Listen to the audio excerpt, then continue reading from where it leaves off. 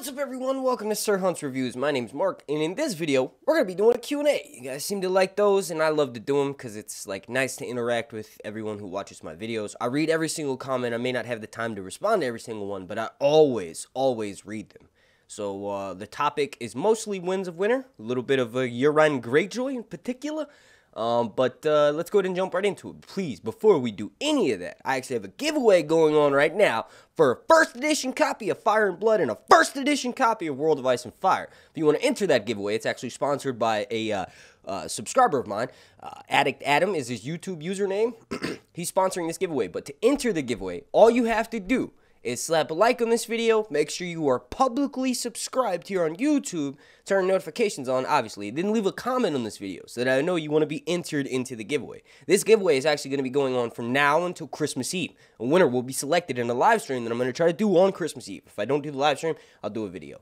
But remember, go and retweet the tweet on Twitter as well if you want to enter. Let's jump into it. Remember, consider this your sign, and let's begin.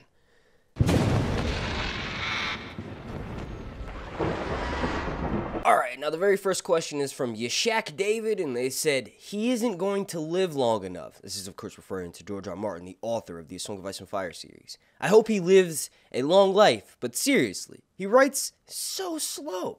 To finish his series, he is going to have to live to 150. And to that, my response is, well, to each their own. I honestly don't have a response to that. George doesn't necessarily write slow. I mean, to be fair, yes, it's been 10 years since the last book came out. But look, these books are so complex. You cannot rush out a half-baked bullshit nonsense product. Because if you do, you're going to disappoint your readers. And to be honest, those are the most loyal people to George, right? So people like George R. R. Martin and Patrick Rothfuss, who have these much highly anticipated next, entries into their huge fantasy universes. I'm like on chapter 16 of The Name of the Wind. But it takes time. Like, I totally understand, 10 years. I think it's been around the same since the last Kingkiller Chronicle book was released as well. It's like, these things take time, and if you want to get it perfect, if you want to just, have the same impact on society that you did the last time you released your book, it's going to take time. Now, if you, think that George isn't nearing completion on Winds, then I think you got another thing coming. I'm pretty sure the next entry into A Song of Ice and Fire is going to be released with the next iteration of the Song of Ice and Fire adaptation. House of the Dragon, right? So, I don't know what happened, but after Game of Thrones Season 8, it was like the internet made up whatever the fuck they wanted to, and everybody ran with it, and then a lot of people put up these half-baked ass points of proof, right? So, for instance, you get pictures of the cast. They're reading the Game of Thrones Season 8 scripts, and Emilia Clarke is laughing hysterically. Cersei Lannister, Lena Headey is laughing hysterically, and then Kit Harington's crying. And the caption underneath that is always, you see, this is how bad those fucking scripts were. The cast don't even like it. Look at them. They smiling and laughing. I don't even know how to explain it, but one thing is for certain is that George R. R. Martin may have not liked how fast they wrapped up this story. Obviously, he doesn't agree with all the writing choices, but one thing is for certain, he doesn't like how fast they wrapped up his story. This kind of can't happen with House of the Dragon. It's already completed, right? So literally all of this story, for the most part, is told in Fire and Blood Part 1. That's not going to happen again. I think this new show is a new chapter, right, in the ever-growing A Song of Ice and Fire universe. We just got a confirmed writer for the Dunk and Egg prequel series. That's my most anticipated show, right? That's about the beginnings of the Blackfire Rebellions. It's a lone wolf and cub type of story, and it's written from the perspective of Dunk and Prince Aegon, right? So you get to kind of see what it's like for someone who eventually will become king to walk the streets of Westeros, and then also from a common folk, right? So Dunk is a hedge knight. He grew up, in service to this lord and that lord for pay, right? So it's a fucking amazing story, and it explores parts of Westeros that we never get to see on, not just in the main series, but also in House of the Dragon, right? So Dunkin' Egg is just yet another installment. But I really probably should answer the next question, because this video is going to take a really, really, really, really, really long time. Let's see, 3 minutes on that question. Let's see. So this next one is from Jeremy, and he says, anyone hoping for some solid news should skip this video. It's just the guy saying he thinks Winds of Winter is about to come out because he really wants it to. And then the last book will come out shortly after that, just because. 10 years is a long time to be in the denial stage. You should have moved on to anger a while ago. First off, Jeremy, you didn't even get your comment right the first time, motherfucker. You had to edit. Yo, shit. Maybe spell check before you hit send. Nah, just kidding. But on a serious note, you got a point, right? There are stages. I gotta sneeze like a motherfricker.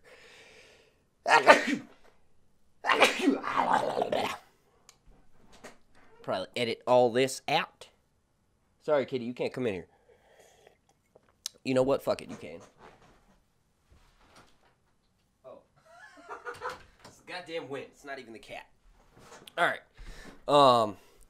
So look, man, this is kind of like, I've responded to these before, but like, obviously, if you clicked on a video on YouTube and it's some fucking random black nerd, right, me, right, in the corner who's excited about something in the profile picture of the YouTube channel, and then the thumbnail says, Winds of Winter release date, question mark, or confirmed, question mark, exclamation point. I'm going to have to respond to this question because there's another one that I picked later on in the video, but it is literally my job to entice people to click on my video. There are 100,000 other A Song of Ice and Fire videos that are uploaded daily, and me, a single solitary person, I'm not a massive corporation, I don't have large sponsors that are backing me, I have nothing, it's just me making videos every day while raising my son, and you know, it's not that, right? So I have to do what I gotta do to compete with YouTube's algorithm, right? And to keep my videos ranked. If my videos are getting clicked on by new subscribers, the video stays ranked in YouTube's algorithm for longer than just 10 minutes, right?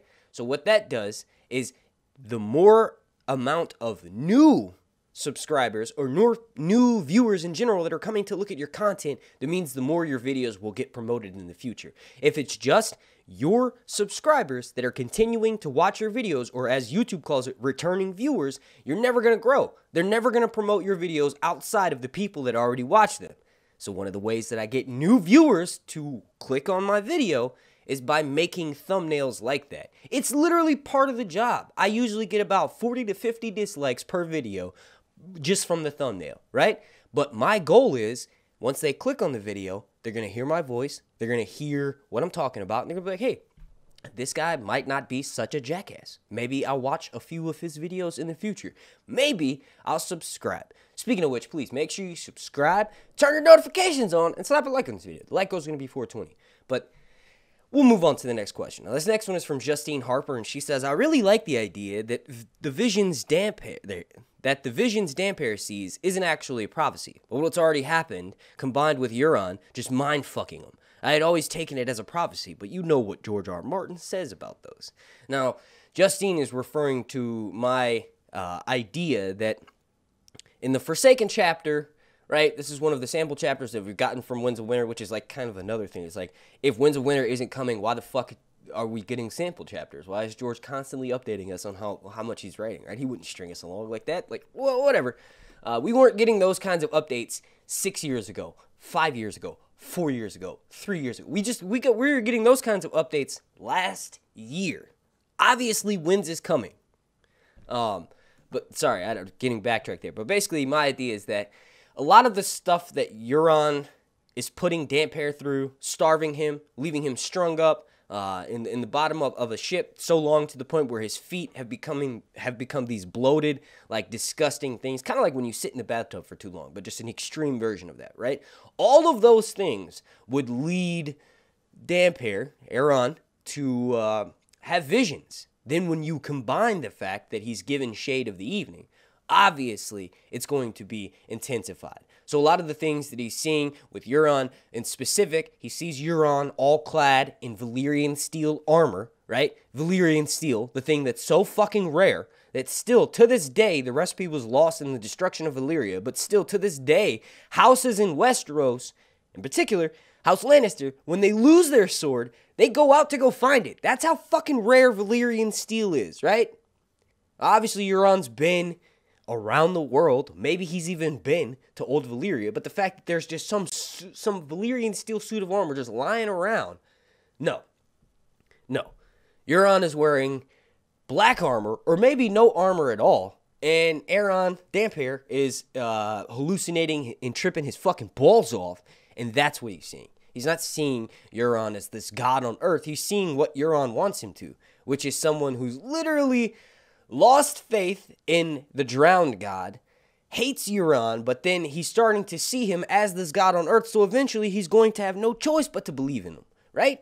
And at that moment, when he believes that Euron is something out of this world, that's where Euron realizes the true power, the true magic in Westeros, in Planetos, right? And in this world that George R. R. Martin's created. That's the only source of true power, is by sacrificing king's blood, specifically king's blood of someone who believes in you, right? So now Euron is on the mast of Euron's ship heading into battle. He's going to likely be one of the first ones sacrificed. There's lots of people, myself included, online who believe that Euron actually has a boat filled with blood that he's going to sacrifice in the Battle of Blood to summon a kraken, right? So I think that Euron is a bastard, but I don't think he has a suit of Valyrian steel armor, and that's what Justine was referring to in this question.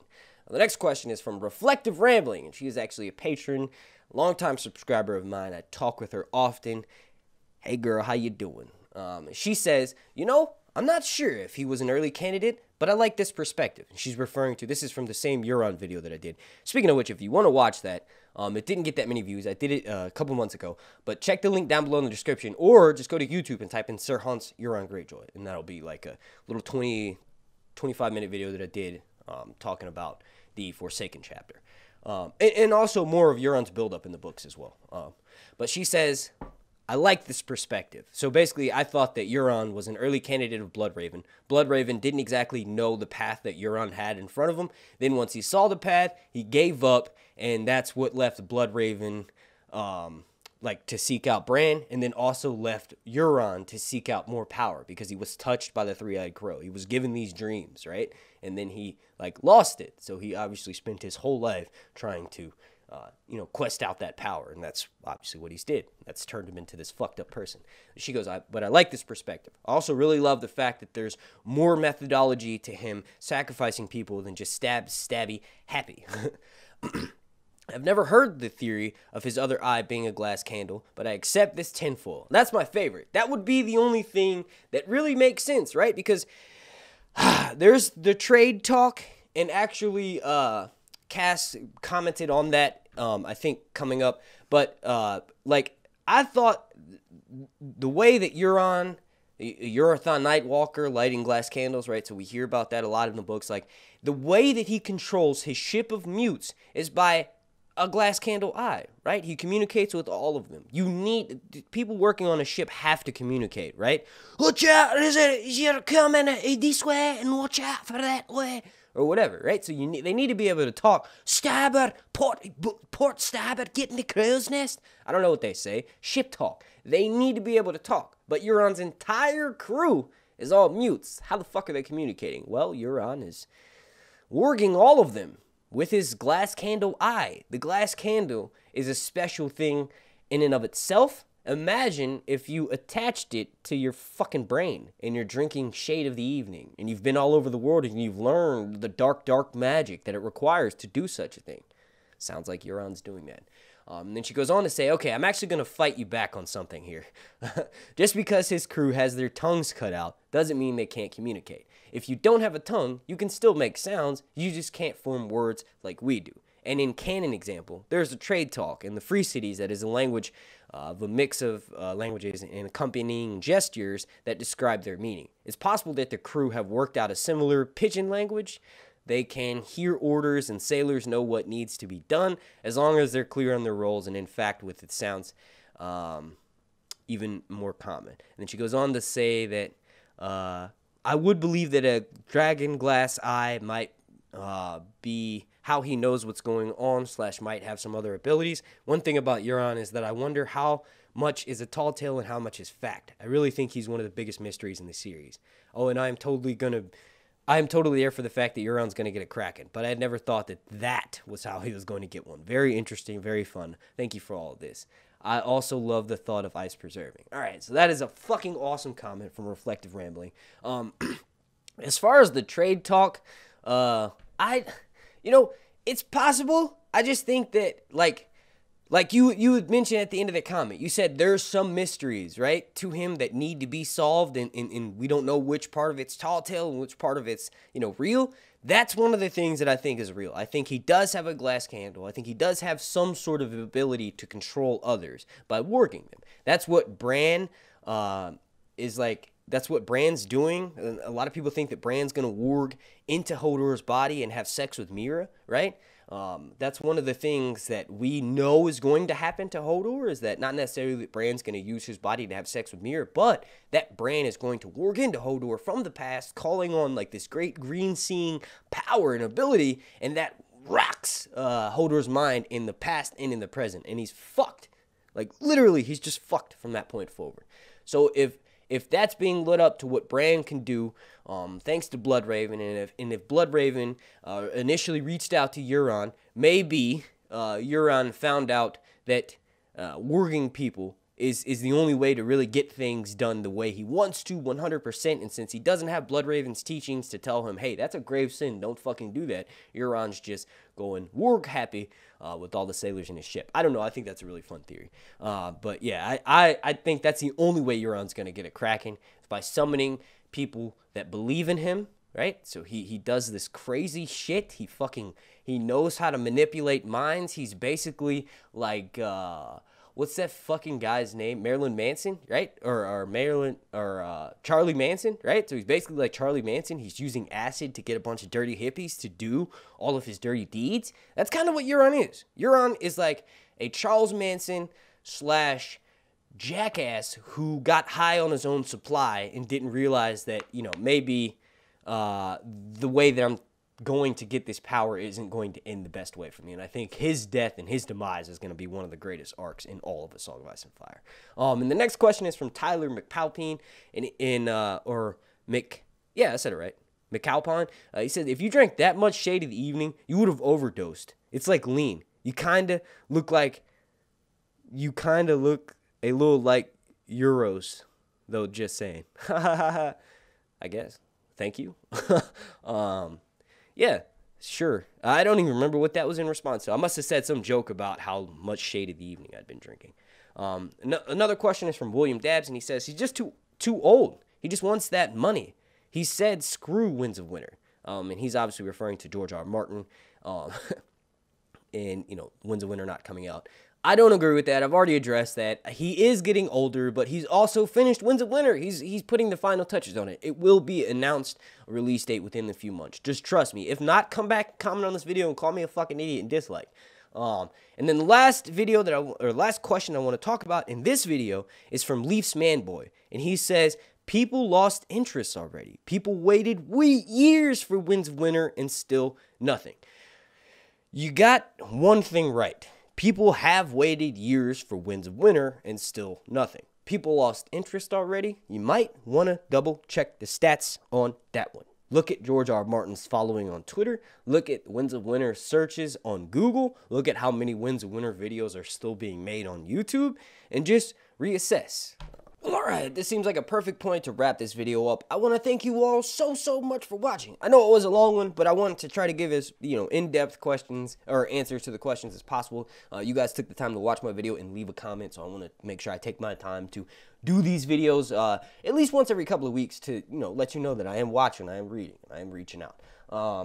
If you want your comment or your question answered in a future video, well, obviously just leave me some of your thoughts down below on either something I've said in this video or on a future video. I want to thank you all so much for watching. If you want to enter that giveaway, remember, you need to make sure you're subscribed publicly, leave a comment on this video or any of the ones I release between now and Christmas Eve, and then also make sure you go follow me on Twitter and retweet the tweet from that video, right? I want to thank you all so much for watching. Super special shout out to my Patreon members over on patreon.com/RHAENYRAS. My name's Mark, and this has been Long Night, Zaldrizas, Buzdari, Ixos, Ador.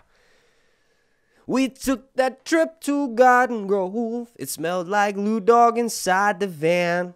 Oh yeah, this ain't no funky reggae party. $5 at the door. It gets so real sometimes. Who wrote my rhymes? I've got the microwave, got the VCR, and I've got the deuce in the trunk of my car. Oh yeah, if you only knew all the love. All right, that's it. Thank you. Bye.